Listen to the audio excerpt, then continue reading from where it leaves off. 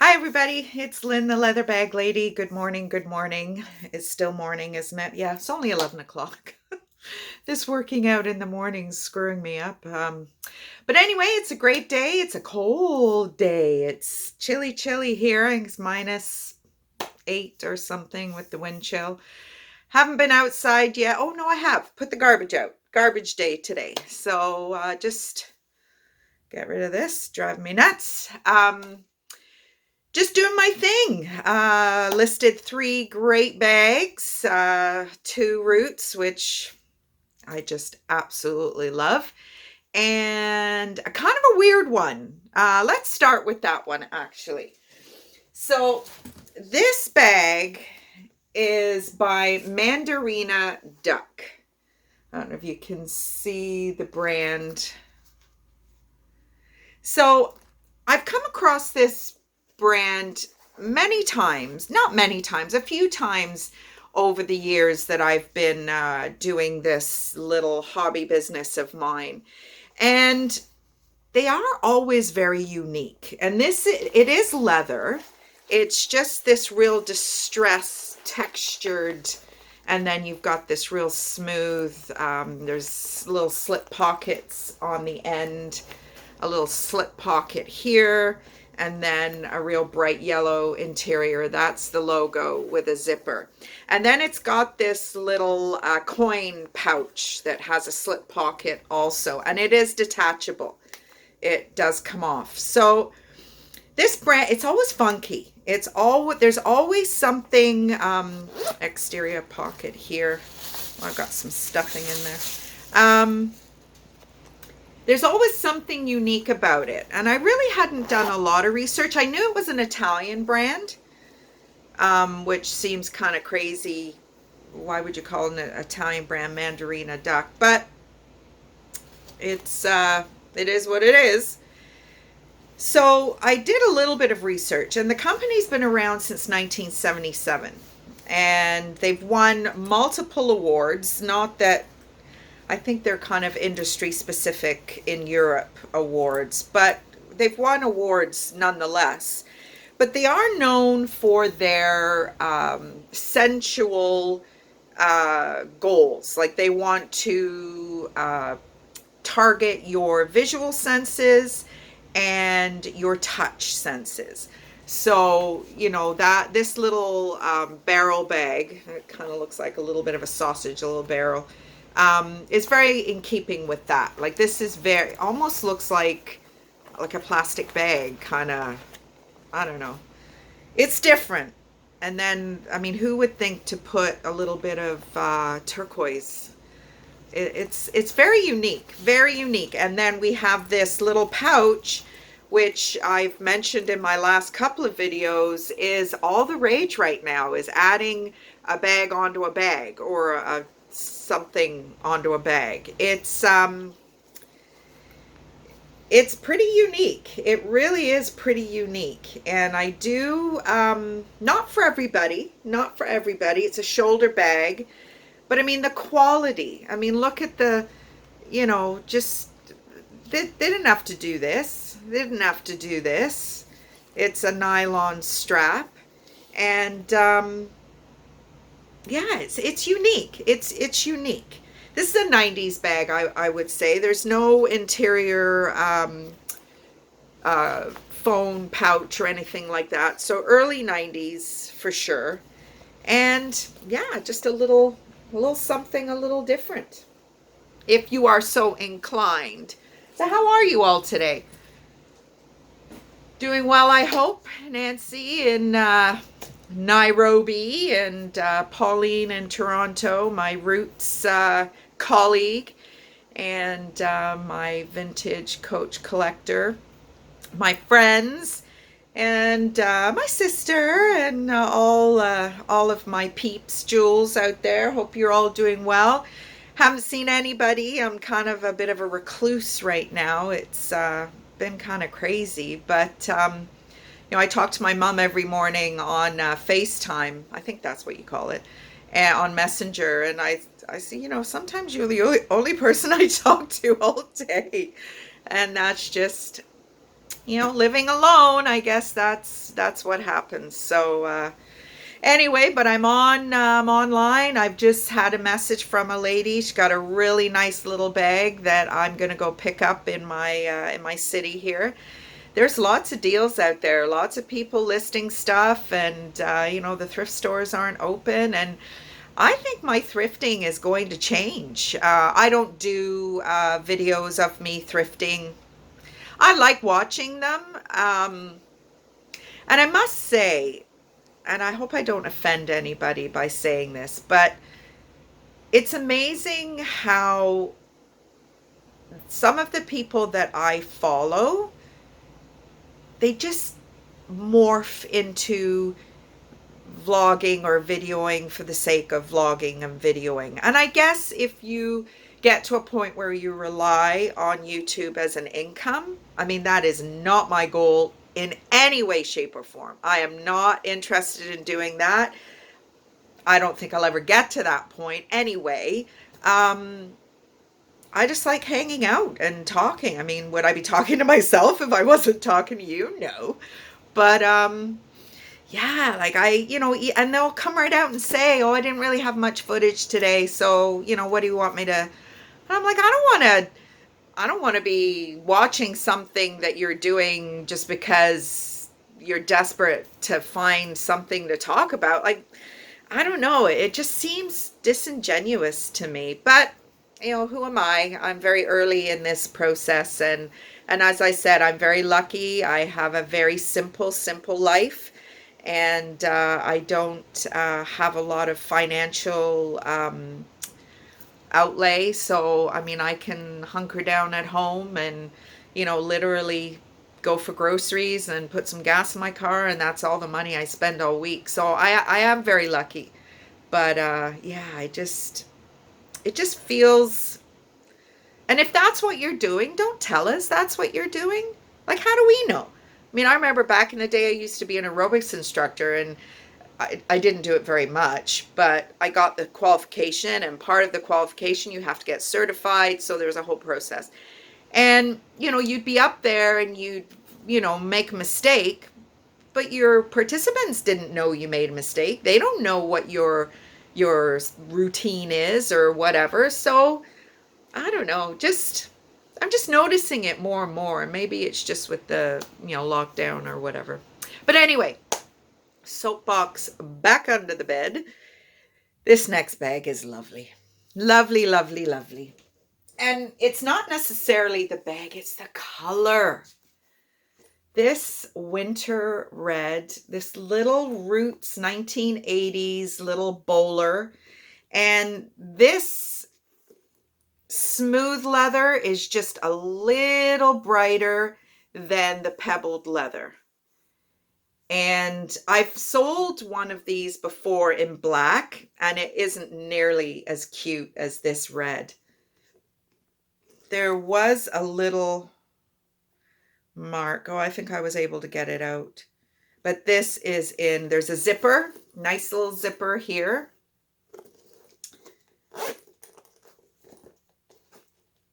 Oh, it's so cute. So cute. And then inside, so there's your kind of vintage label, made in Canada, made in Toronto. They still manufacture all their leather goods in Toronto. Their clothing and stuff, I guess, gets pawned out someplace else. There is a little pen. I don't know if you can even, I can't, it's because it's so structured on the base, I can't turn it inside out. But there is a little line of pen down here. All my bags get cleaned inside and out. They get weather guarded. You know, you're getting a really nice quality product. Yeah, the corners are beautiful. Now, what I've done in the past, and you know what, I'll go get it. It's, I don't know if you can still see me. Can you still see me? I do have straps.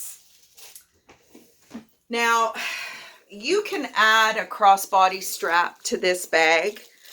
And I do have a red strap, but it is quite a bit of a different color. It's quite bright. If you want the strap, I'm happy to add it. It's quite a long strap and it's not leather, but it's a strap nonetheless. Or if you have your own strap, or even if you want to coordinate, I even thought about doing that, like putting a tan strap with it, but the straps are like gold for me. So I'm not going to include a strap if you don't want it, because the straps are really difficult to come by. Miss Philly, who I follow in Winnipeg, her Value Village sells straps. You know, $1, $2, whatever. Ours doesn't. And when things get kind of back to being open, I'm going to ask them if they would consider selling the straps separately, because it really makes a big difference, especially for little vintage pieces like this, that, you know, you could attach a strap on this corner and this corner. And actually, let me just make sure that this strap will actually fit, because sometimes the little doohickey, and I mean, these are not like superior quality straps by any means. Yep, it'll fit. But yeah, the red, it's too bright, I would say. But like I said, if you want it, I'm happy to include it if it's a purse that you would like to purchase. But I would encourage you to, you know, keep an eye out for straps for yourself. Even, you know, the vintage bags, you know, the trends change, and, you know, who knows how long this crossbody trend, I think it'll be around for a long time, because, I mean, we're very busy people and we want our hands free. Not my cup of tea. My boobs are too big for crossbody strap. I don't need a strap separating people, you know. People have been saying hello to my boobs my whole life. And I don't, back in the 80s when those, cotton ginny cotton sweaters, and they were really heavy, so they would, like, well, you've seen me in these videos. I mean, the way the camera cuts me off mid boob, I look like I got boobs for days. So I don't need a crossbody strap and all you see is the girls coming at you. When no, I don't need that. So not my cup of tea, but certainly, I mean, if I'm going to a festival or a concert or something, yeah, I will. And I try and make it long enough that yeah, I don't need that. So next bag is another Roots, really cute. So this one isn't 80s. This one's probably early 2000s. Does it have, yeah, still no phone pouch. But I'm pretty sure this is their tribal line, I believe. I'm not 100% sure. But this is a cute, cute little bag. Weighs a ton. I mean, look at how thick that leather is. I mean, oh, I love it. And then this is something I've never seen before. A little Roots stamp. It says Roots Vintage Leather Goods. Whoever put this one on had a few drinks that day, I think. It's not straight. But you've got these little pockets that are, they're magnets. I mean, I don't know what you would put in there. Maybe your sanitizer. Actually, yesterday, that little bag, was it yesterday I listed it? It had the little separate, or was it the day before? The little separate, tiny little phone thing, which I was like, what the heck are you going to put in there? It was my sister messaged me and said, hand sanitizer. Perfect. And actually, I've got another little dude. I mean, this is an old Danier phone, and it's got a little clip on the back. Hand sanitizer.